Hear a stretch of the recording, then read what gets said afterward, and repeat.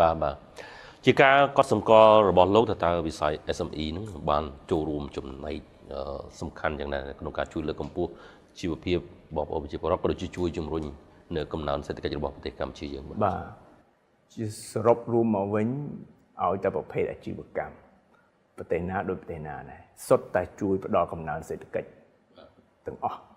ញ្ចឹងដូច SME យើងស្រុកយើង SME ច្រើនមែនទែនហើយពេលខ្លះ SME យើងអត់បានកត់ត្រាចុះបញ្ជីបានត្រឹមត្រូវអញ្ចឹងស្ថិតិវាអត់បានមូលនៅពេលស្ថិតិអត់បានមូលយើងក៏មិនដឹងថាតួលេខថាតើការផ្ដល់កំណើនសេដ្ឋកិច្ចហ្នឹងវាកម្រិតណាប៉ុន្តែឧទាហរណ៍ថាបើសិនជាទាំងអស់គ្នានឹងមូលគ្នាស្អើយើងគ្រប់គ្រងបានស្ថិតិហ្នឹងទៅ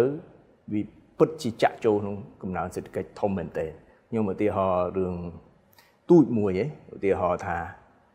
គាត់ធ្វើទឹកត្រីឬក៏ទឹកស៊ីអ៊ីវបើសិនជាគាត់ធ្វើនៅឃុំមួយស្រុកមួយអត់ទៅមានអ្នកដឹងទេហើយតែតានឹងបាត់យើងអត់ដឹងថាគាត់លក់បានប្រមាណគាត់ចំណេញប្រមាណគាត់យកប្រើធនធានអីខ្លះគាត់ប្រើសណ្ដែកមកពីណាយើងអត់ដឹងគាត់ប្រើត្រីមកពីណាយើងអត់ដឹងប៉ុន្តែបើសិនជាយើងមាន keep record ទាំងអស់គាត់ចូលជាស្តង់ដាគាត់ចូលចុះបញ្ជីជាមួយក្រសួងស្ថាប័នត្រឹមត្រូវអញ្ចឹង record ហ្នឹងយើងមានទាំងអស់បាទអញ្ចឹងយើងអាចវាស់វែងបាន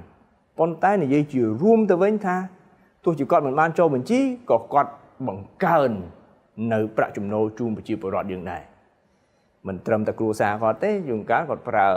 អ្នកនៅជិតខាងហ្នឹងក៏អាចបង្កើនប្រាក់ចំណូលក៏ចាក់ចូលក្នុងសេដ្ឋកិច្ចដែរប៉ុន្តែក្នុងកម្រិតមួយដែលយើងមិនបានដឹងមកសរុបជារួមពិតជាផ្ដល់កំណើនសេដ្ឋកិច្ចមែន